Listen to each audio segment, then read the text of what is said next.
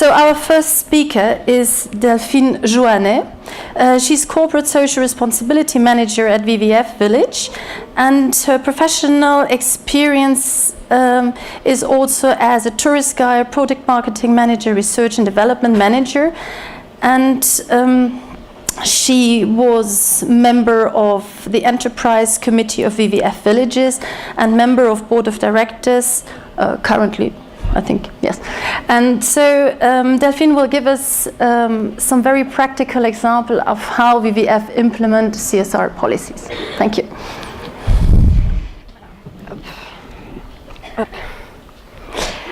Bonjour à tous.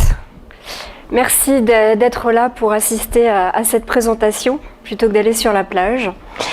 Donc, je voulais vous parler aujourd'hui en fait de la démarche de responsabilité sociétale des entreprises que WWF Village est en train de mettre en place avec tout un tas d'étapes que je vais vous expliquer. Donc, on va être dans le concret. Est-ce que... D'accord, merci. Thank you. Alors, juste pour planter le décor, vous expliquer en quelques mots ce qu'est l'association WWF Village. Donc, c'est une association qui date de la fin des années 60 et qui est implantée en Auvergne, en France, donc au centre, au cœur des volcans. WWF Village, la particularité, c'est qu'en fait, nous gérons 89 villages vacances sur toute la France et que 70% d'entre eux, en fait, sont les propriétés des collectivités territoriales. Donc nous exploitons des villages qui ne nous appartiennent pas, pour la plupart. Ce qui représente au total environ 30 000 lits sur l'année, donc à remplir. Nous proposons deux formules, donc c'est de l'hébergement touristique et on propose deux formules, en location ou en restauration toute l'année.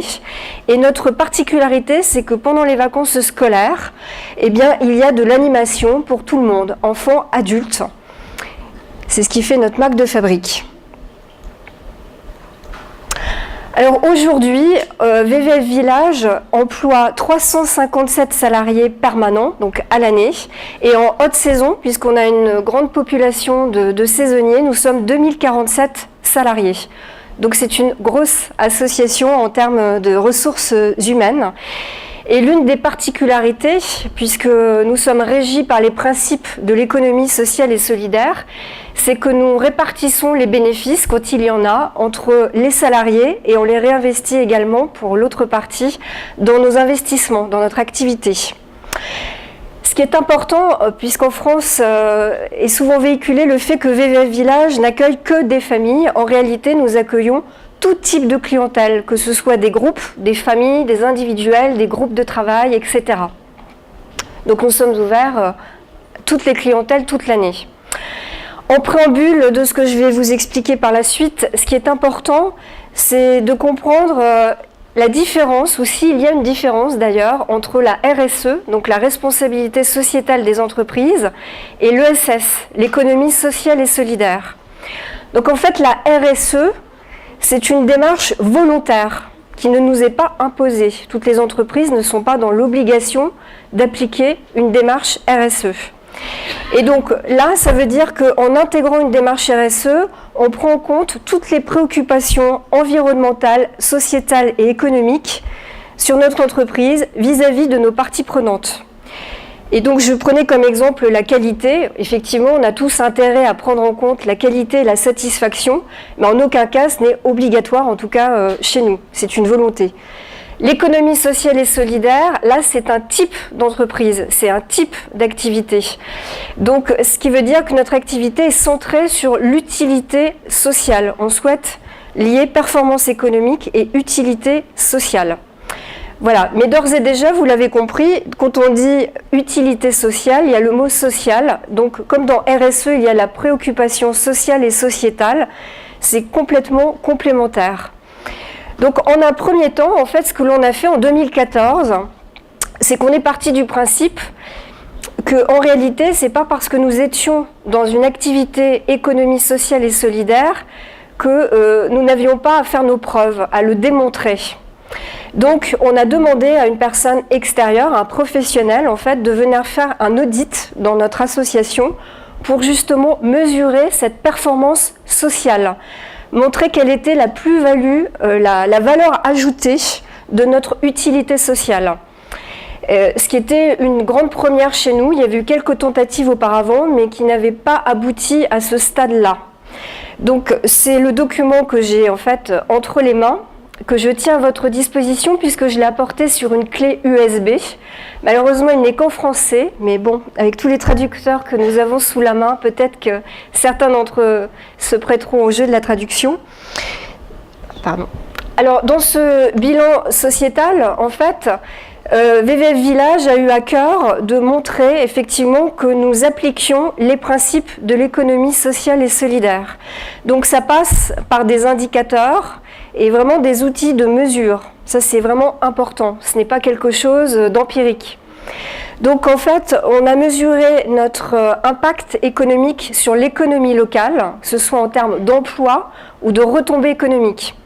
Donc c'est très intéressant puisqu'on se rend compte dans certains de nos villages vacances que nous pouvons être le seul employeur parfois sur 10 km à la ronde. Donc, exemple, si un de nos villages vacances ferme, eh bien, cela peut causer la perte de 10 emplois locaux sur la localisation du site.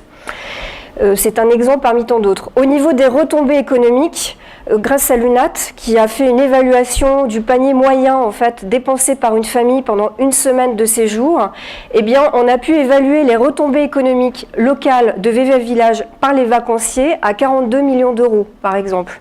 Donc ça, ce sont vraiment des arguments structurant et très important lorsque notamment on va démarcher des collectivités territoriales pour négocier des conventions d'exploitation pour des sites, par exemple. Donc ça, c'est un des volets. On pourrait le détailler encore plus, puisqu'il y a aussi nos fournisseurs. On a des fournisseurs nationaux, mais on a aussi des fournisseurs locaux. Donc par exemple, nous avons chez nous 229 fournisseurs locaux qui sont recensés pour la restauration, notamment.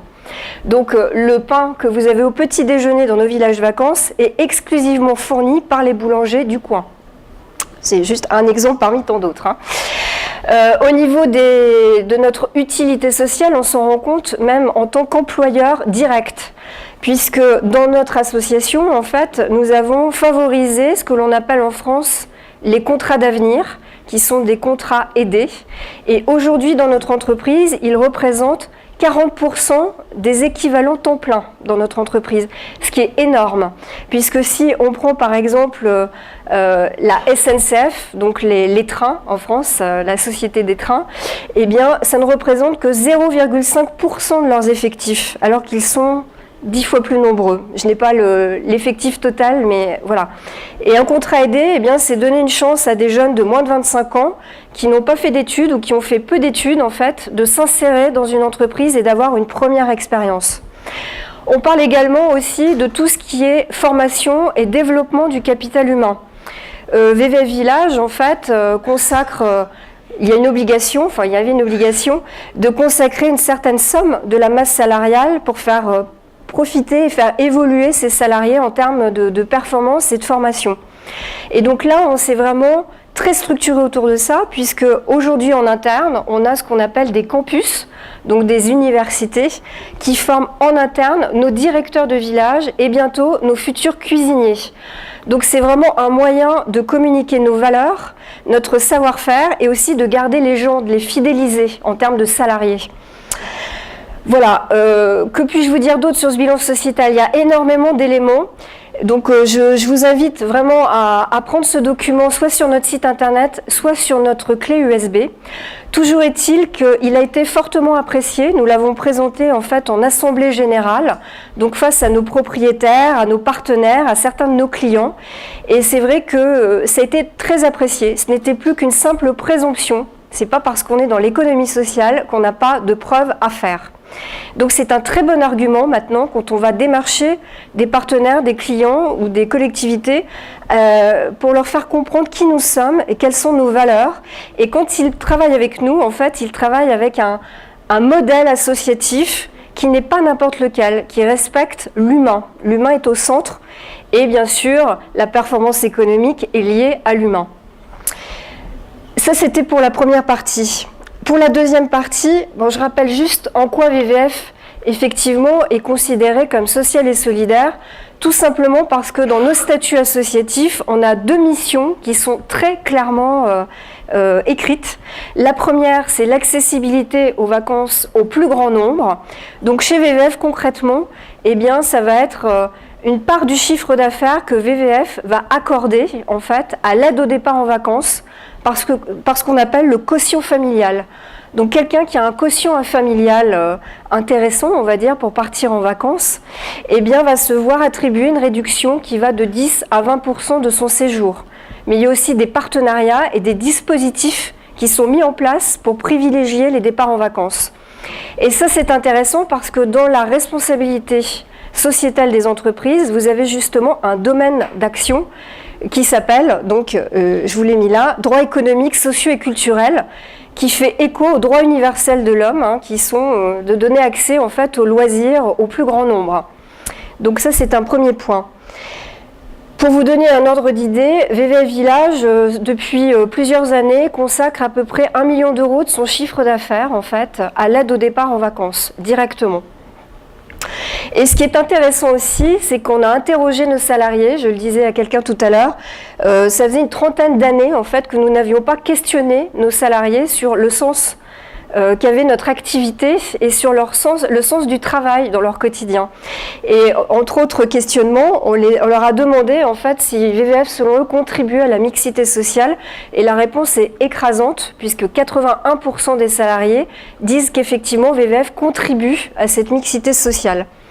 Et ça, c'est très important parce que sur nos villages vacances, on tient vraiment à ce qu'il y ait un mélange et une mixité de diversité, de culture, de statut social, etc. Il y a absolument un accord très vertueux, on va dire, entre toutes formes de communautés sur nos villages vacances. Ce qui n'est pas toujours évident, du reste. Ça me permet d'aborder un point, puisque la RSE, c'est aussi la transparence. Donc, je suis là aussi pour vous livrer des messages vrais. Sur quelques-uns de nos villages vacances, on peut avoir un phénomène de concentration de population aidée, qui n'est pas toujours très heureux sur site. Il nous est arrivé, par exemple, de recevoir sur un village vacances des personnes qui se retrouvent dans un logement à côté de leurs voisins de palier dans leur vie courante, dans leur vie quotidienne. Donc évidemment, le bénéfice des vacances est plus ou moins annulé, on va dire. Et pourquoi ce phénomène? C'est que ces villages vacances sont proches de gares. Et on se rend compte que notre public aidé, eh bien souvent, n'a pas de transport de véhicules particuliers. Donc c'est à nous d'aller travailler en amont avec les associations pour mieux ventiler en fait ces clients aidés sur l'ensemble de nos villages vacances, ou alors de trouver un moyen alternatif, collaboratif de transport. Donc il y a encore beaucoup de choses à inventer et à créer. Notre deuxième mission, eh bien, c'est le développement et l'aménagement des territoires. Là aussi, c'est très important à comprendre. En fait, notre modèle repose vraiment sur l'équilibre et la solidarité des territoires. On a énormément de villages vacances, comme vous pouvez le voir sur la petite carte, c'est les implantations de nos villages vacances. Et comme vous pouvez le voir, on a beaucoup de villages vacances qui ne sont pas en bord de mer. La zone attractive première, on va dire, pour les vacances. Donc, eh bien, il faut quand même, que nous puissions permettre à ces collectivités territoriales d'avoir des retombées économiques sur leur territoire et d'avoir une attractivité. Donc là, c'est une mission qui est importante. Et par ailleurs, un village qui marche très très bien en bord de mer, eh bien, va permettre à un village en espace rural, par exemple, eh bien, d'atteindre une forme d'équilibre, on va dire, au global. Donc, grâce à des villages extrêmement bien situés géographiquement, cela va permettre à des villages qui sont moins attractifs naturellement d'exister dans notre offre. Alors, juste pour vous dire qu'au départ, donc, on a fait ce bilan sociétal qui était vraiment lié à la mesure de notre performance sociale. Et en fait, en parallèle, moi, au niveau de la stratégie d'entreprise, on m'avait missionné sur le socle de cette stratégie qui était les valeurs. J'en discutais avec plusieurs personnes hier. Quand un groupe projet a été créé pour parler des valeurs, ça nous a amené dans des considérations très philosophiques. Quelle est la valeur d'une valeur aujourd'hui ? Est-ce qu'on a intérêt à afficher nos valeurs ou à les faire vivre à nos parties prenantes? Bon, je vous donne que 2 questions, il y en a eu plein d'autres. Mais du coup, en fait, en intégrant cette philosophie générale, on s'est rendu compte chez VVF Village que nous ne sollicitions pas, nous n'étions pas assez à l'écoute de nos parties prenantes. Donc du coup, même en termes de méthodologie pour ce groupe de travail, eh bien, pour la première fois, on a interrogé les salariés en interne, mais aussi nos clients sur les valeurs en fait. Quelles sont les valeurs qui leur parlent et qu'est-ce qu'on véhicule, nous, quand ils viennent en vacances chez nous. Et ça a été très instructif parce qu'on s'est rendu compte, par exemple, que 49% de nos vacanciers, lorsqu'ils repartaient d'un séjour chez nous, eh bien, ignoraient toujours que nous étions une association du tourisme social.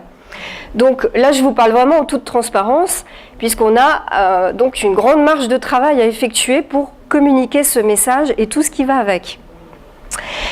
Donc au départ, on s'est fixé 2 objectifs. On s'est dit, déjà, on va entamer une démarche RSE. Et ça, c'est tout neuf. Ça date d'il y a quelques mois.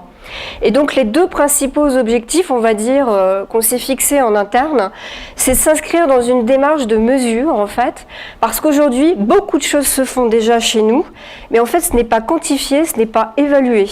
Donc c'est disparate, et quand il y a une bonne pratique, elle n'est souvent pas dupliquée ou pas déployée sur le reste de nos sites. Et enfin, c'est développer une performance économique responsable et durable. Vous allez voir comment juste après. Alors en termes de méthodologie, moi au départ je n'ai pas une formation initiale de responsabilité sociétale de l'entreprise. Donc quand la personnalité, le professionnel externe était en train de travailler au bilan sociétal dont je viens de vous parler, moi en parallèle j'étais en train de faire un travail de fourmi pour en fait évaluer exactement la situation, faire un inventaire de la situation actuelle de VVF sur ces sujets de responsabilité sociétale des entreprises.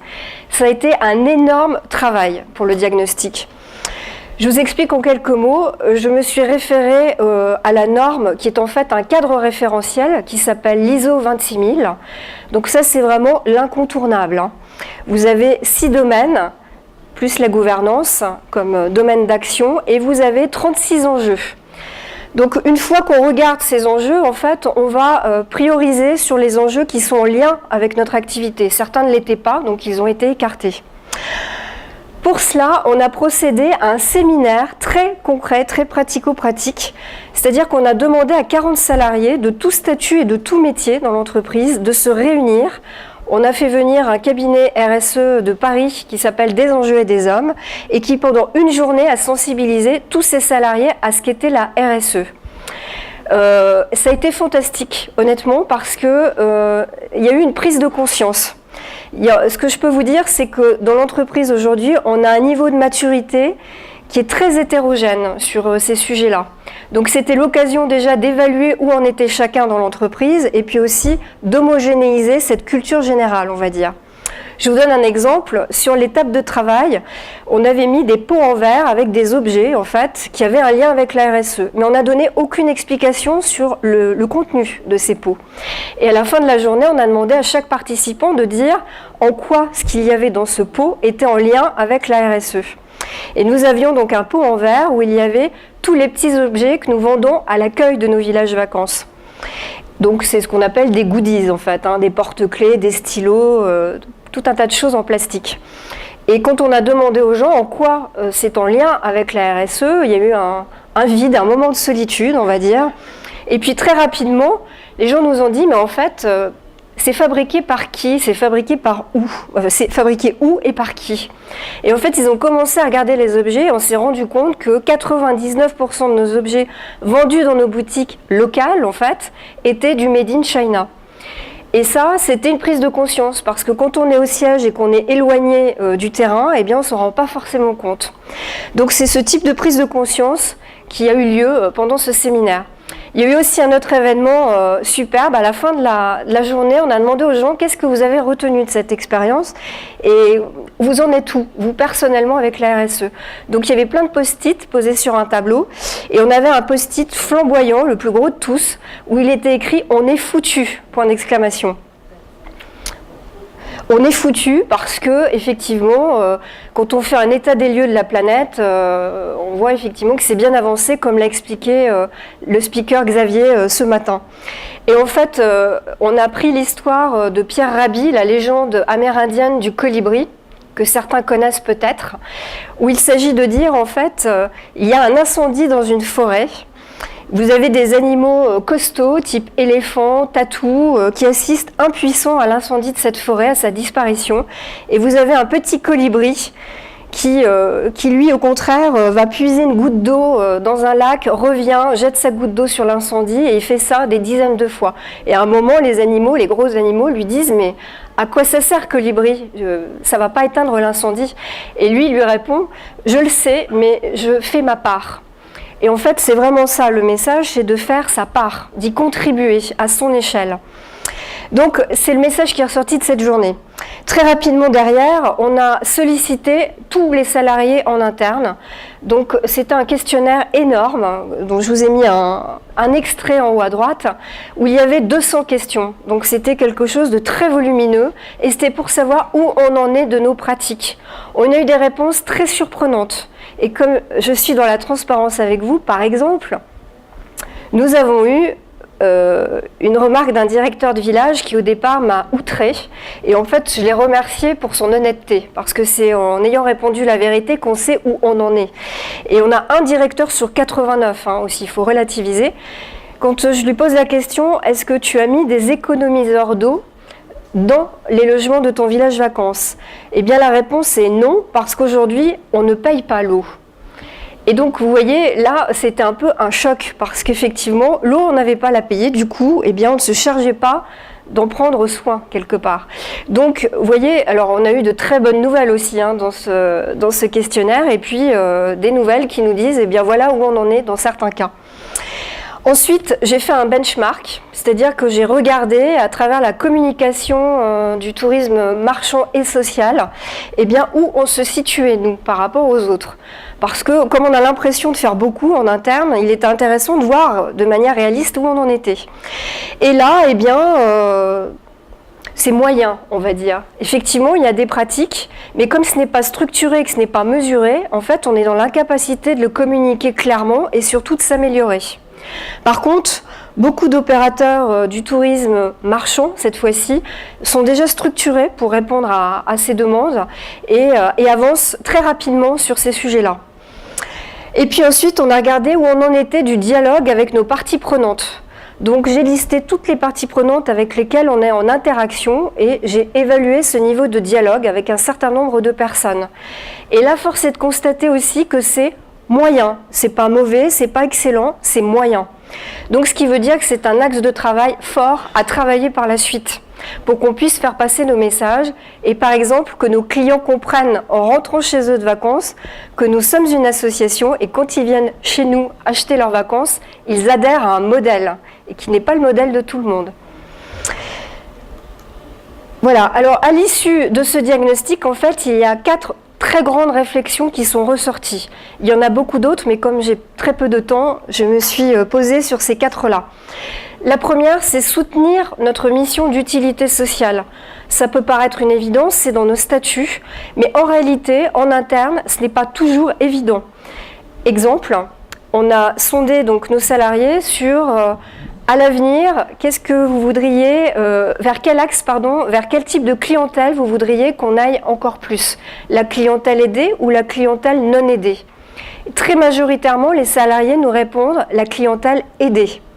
Donc ça, c'est révélateur. C'est notre cœur de métier et pourtant, on voit qu'il y a un peu un malaise à l'assumer en interne. Et ça s'explique très facilement parce que, effectivement, les salariés jusqu'à présent ne sont pas accompagnés dans cette mission.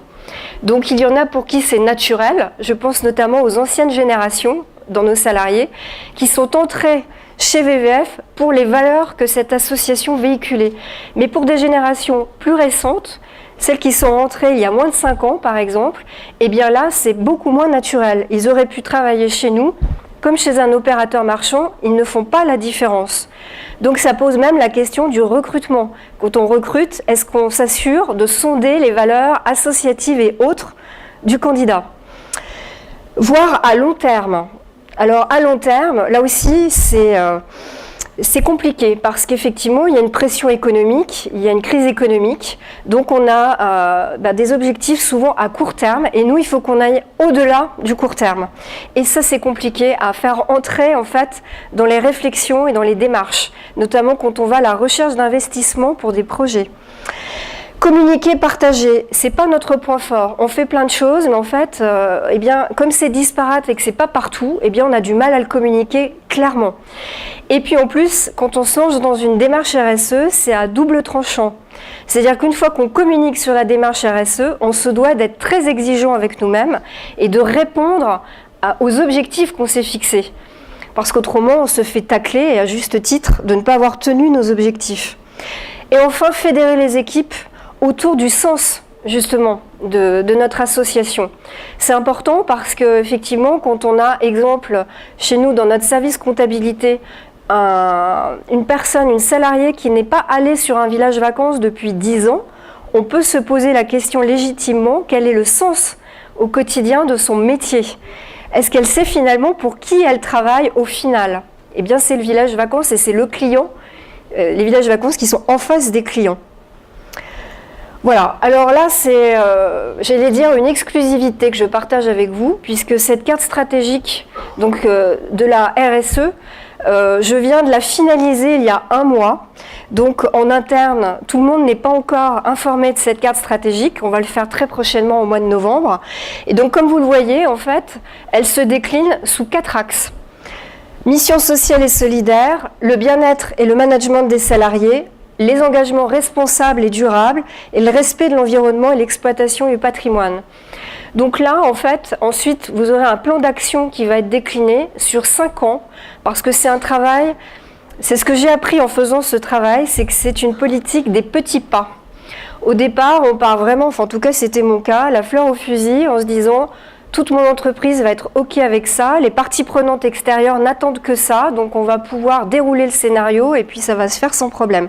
Et en fait non, au quotidien, en fait, il y a des résistances, il y a des accompagnements au changement qui sont nécessaires et des changements de fond. Parce qu'en fait, la carte stratégique que je présente ici, en tout cas en interne, est vraiment perçue comme une stratégie de rupture très forte. Et tout ça pour se différencier et atteindre aussi une performance économique durable et responsable. Donc je ne vais pas pouvoir rentrer dans le détail malheureusement, mais effectivement, vous voyez que derrière ces 4 axes, on a 6 gros projets. Donc sur notre utilité sociale, aménagement, développement économique du territoire et les vacances pour tous. Donc je vous l'ai dit, ça fait partie de nos missions, mais on ne les remplit pas à 100% pour le moment. Quand je vous dis tout à l'heure, on consacre 1 million d'euros de notre chiffre d'affaires à l'aide au départ en vacances, c'est beaucoup, mais c'est beaucoup par rapport à quoi? Je vous rappelle, ou je vous l'apprends, en France, en 2014, vous avez 46% des Français qui ne sont pas partis en vacances. Et donc, on doit beaucoup plus travailler sur, on ne peut même plus appeler ça une niche, malheureusement, puisque c'est la moitié de la population française, quasiment, qui ne part plus en vacances. Et c'est notre rôle fondamental d'y contribuer, à aider cette population à partir. Et donc pour cela, vous l'avez compris, il y a aussi un accompagnement en interne à faire pour que les salariés s'approprient et aient plaisir et soient fiers de contribuer à cette mission. Libération de l'entreprise, alors là c'est culotté. Ce matin, quelqu'un a posé la question à un intervenant, comment est-ce que vous impliquez les salariés ou les bénévoles en fait dans cette mission ? Et nous, on s'est rendu compte que le sens n'était pas partagé par tous, mais en plus les salariés étaient vraiment demandeurs de responsabilité individuelle, d'autonomie pour pouvoir faire percer leurs idées plus facilement. Alors, on n'est pas arrêté sur le modèle particulièrement de la libération de l'entreprise. Aujourd'hui, on est en hiérarchie traditionnelle, c'est-à-dire en pyramide. Et donc, effectivement, l'objectif, c'est peut-être de simplifier cette pyramide, non pas en disant aux gens de partir, évidemment, mais en attribuant des fonctions plutôt d'accompagnement des salariés, de soutenance auprès des salariés, pour les aider à faire éclore plus facilement les innovations et être plus réactifs sur un certain nombre de projets. Là, c'est un très très gros chantier. Fidélisation des saisonniers, vous l'avez compris, 65% de nos salariés sont des saisonniers.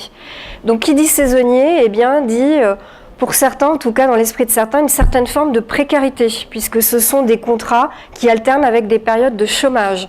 Donc nous, notre objectif déjà, c'est d'atténuer cette précarité par des mesures très concrètes qui sont déjà en place, mais aussi de les fidéliser, parce que si on les forme pendant leur durée de contrat et qu'on leur donne un bon mode d'hébergement, on peut penser qu'ils reviendront plus facilement l'année suivante. Et nous, on est gagnants, et les clients en face seront également gagnants, puisqu'ils auront des gens qui ont un savoir-faire rodé sur plusieurs saisons. Promotion de la RSE dans la chaîne des valeurs, pardon, je suis un peu longue, excusez-moi. La promotion de la RSE dans la chaîne des valeurs, ça rejoint ce que je disais tout à l'heure. Il faut vraiment qu'on construise un dialogue concret avec nos parties prenantes. Exemple, au marketing, eh bien, si on monte un produit ou si on veut faire évoluer notre offre, il faut que dans le mécanisme arrive au fait, il faut que je sollicite les vacanciers peut-être pour voir si cette offre doit évoluer ou pas. Relations et responsabilité client, là c'est effectivement très important puisqu'on est au service de nos clients. Donc le client, on doit tout faire évidemment pour le fidéliser, lui donner satisfaction et assurer un maximum de sécurité durant ses vacances. Et puis en fait, tout le volet environnemental, aujourd'hui on le faisait là aussi, mais plutôt sous forme de charte et sous forme peu glamour entre guillemets, c'est-à-dire qu'on communiquait les économiseurs d'eau, les ampoules basse consommation, ou le tri des déchets. Mais aujourd'hui, nos clients, c'est déjà ce qu'ils pratiquent chez eux. Donc on ne les fait pas rêver avec ça, hein, c'est déjà un basique. Donc nous, c'est de les amener en fait à s'acculturer à ça, mais par des événementiels, des choses qu'ils retiennent, qui fassent que quand ils reviennent chez eux, ce soit un souvenir mémorable, qu'ils aient retenu quelque chose de fort sur notre message par rapport à l'environnement. Et enfin, en politique patrimoniale, là aussi, c'est un gros chantier puisqu'on fait beaucoup de rénovation, d'extension de villages aussi. Et là, eh bien, nous, on veut atteindre des chantiers propres, mais dans tous les sens du terme. C'est-à-dire ceux qui sont amenés à la construction. On fait parfois appel à des sous-traitants qui eux-mêmes font appel à des communautés détachées. Et on se rend compte aujourd'hui qu'on ne contrôle pas les sous-traitants qui travaillent avec ces communautés détachées. Donc dans quelles conditions ces gens sont accueillis, comment ils sont hébergés, etc. En fait, ça nous échappe. Ça, c'est important qu'on en ait la maîtrise et le suivi. Voilà, et puis il y a toutes les obligations légales, évidemment, qu'on fait déjà, mais c'est toujours très compliqué parce qu'il n'y a personne jusqu'à aujourd'hui qui est dédié à ces missions-là. Voilà, je suis désolée pour le temps pris. Je reste vraiment à votre disposition pour toute question à la fin de ce débat, mais même ce soir. C'est un sujet qui est passionnant et l'autre jour, j'étais à une conférence TEDx à Clermont-Ferrand où une personne qui était un rappeur, aussi surprenant que ça puisse paraître, sur la scène de l'opéra de Clermont-Ferrand, et qui reprenait une phrase de Gandhi, en fait, que j'aime beaucoup, c'est « Soyez le changement que vous voulez voir dans le monde ». Et je pense que honnêtement, en intégrant moi cette fonction de responsable RSE, c'est très idéaliste, mais j'espère amener un maximum de gens en fait à cet objectif. Je vous remercie beaucoup.